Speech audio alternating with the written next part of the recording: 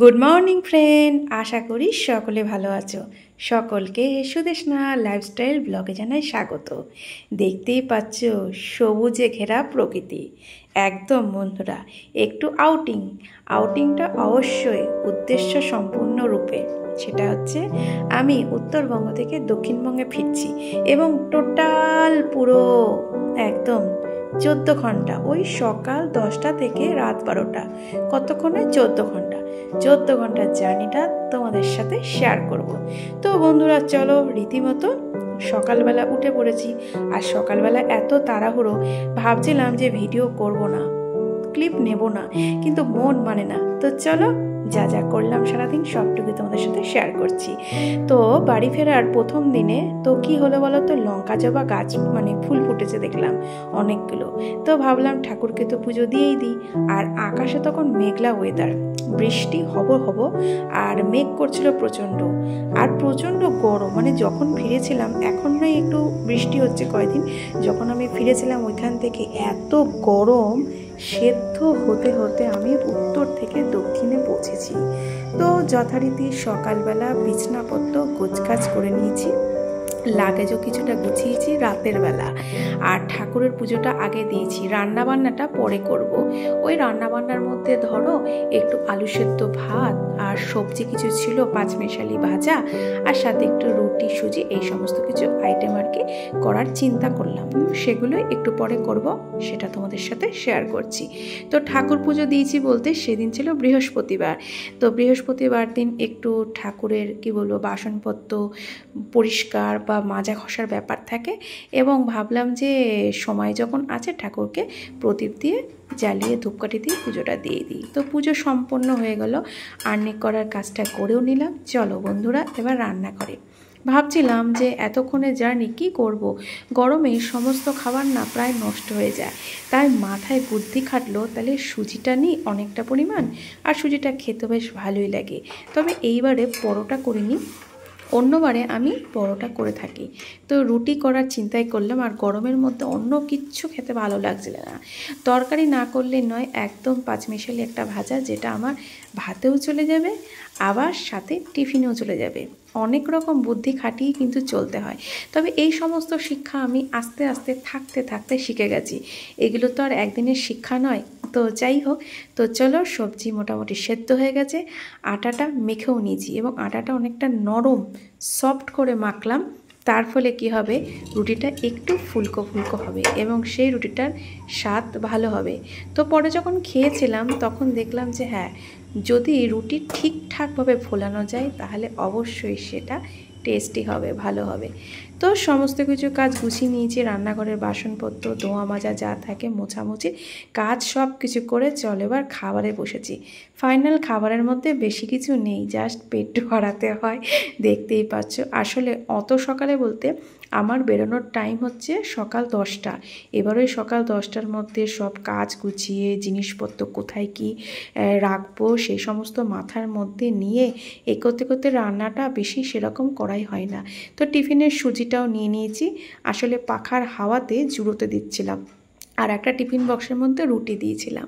তো দেখতেই পাচ্ছ, চলো খাবারটা খেয়ে নিই। আর তোমরাও মাঝে সাঝে এরকম খাবার খেতেই পারো, বেশ কিন্তু ভালোই লাগবে। চলো বন্ধুরা, শুভ সকাল বন্ধুরা, কেমন আছো? আশা করি ভালো আছো। উফ, রেডি হয়েছি, কি ঘাম প্রচণ্ড। তো তোমরাও নিশ্চয়ই গরমে সেদ্ধ হচ্ছে।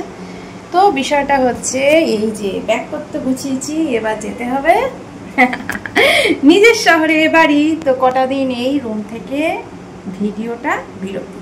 তো চলো এবার রাস্তায় যাব, রাস্তায় গিয়ে একটু বাস চড়া, ট্রেন চড়া, সবটুকুই একটু একটু করে তোমাদের সাথে শেয়ার করতে থাকবো।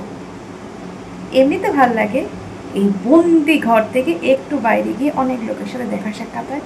তো চলো আবার ভিডিওটা এগোতে থাকি এবং তোমরাও আমার সাথে থাকো সেই রাত পর্যন্ত, সকাল থেকে রাত পর্যন্ত। চলো।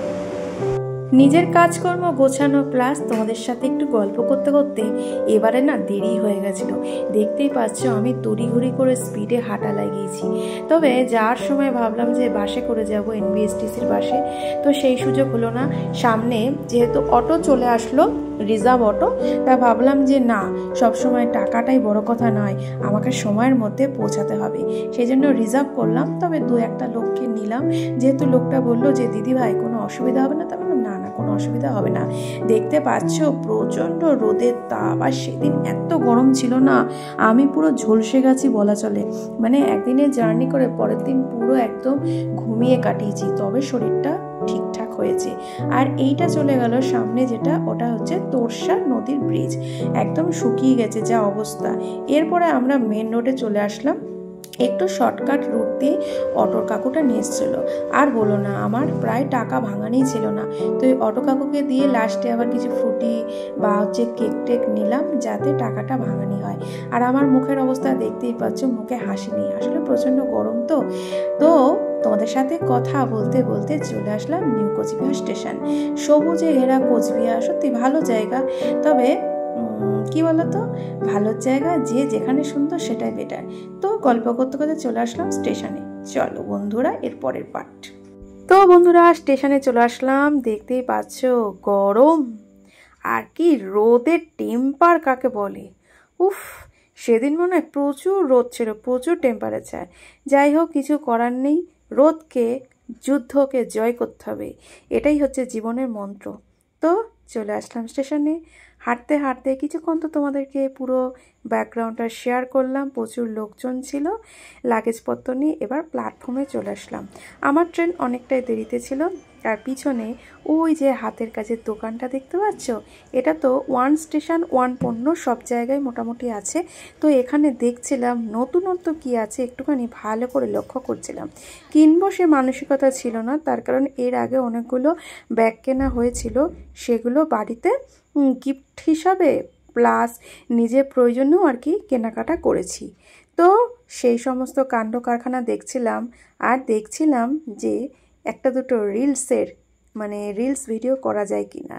যাই হোক আসলে সময়টা কাটছিল না, অনেকক্ষণ বসেছিলাম আর কিছু মানুষের সাথে একটু কথা বলছিলাম। ওই ধরুন আমার রুটে যারা যাবে, অনেকেই তো জিজ্ঞাসা করে দিদি ভাই কোন ট্রেনে যাবেন, সাথে কে আছে। তবে কি অনেকের সাথে কথা বলতে বলতে বোঝাই যায় না যে একা জার্নি করি, কিছু মানুষের সাথে কথা বলতে বলতে জার্নিটা না খুব একটা কষ্ট হয় না।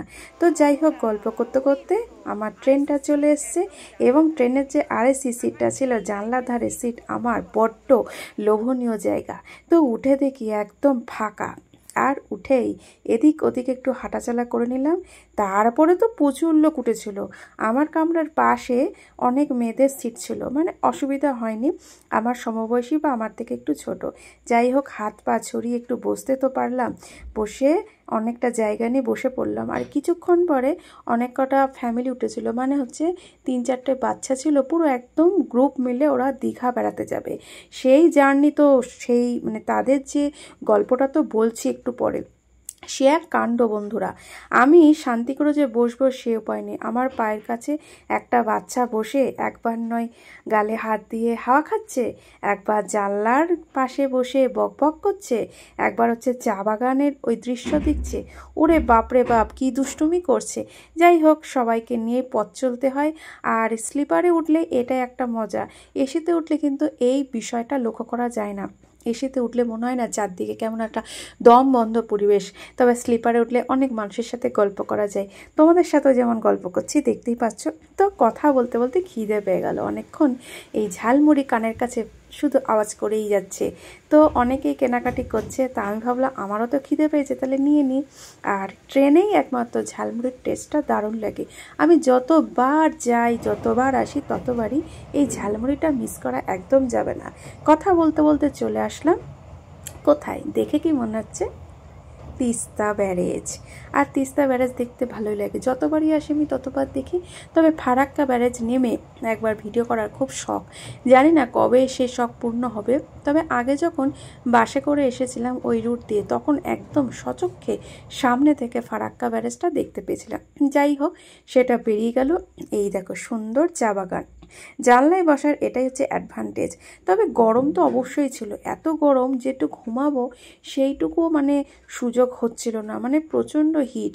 এদিকে ঘুমাচ্ছি, ঠিকঠাক করে পাখার হাওয়া পাচ্ছি না, খুব কষ্ট হয়েছিল। এইবারের জার্নিটা যে এতটা কষ্ট হবে একদমই বুঝতে পারিনি।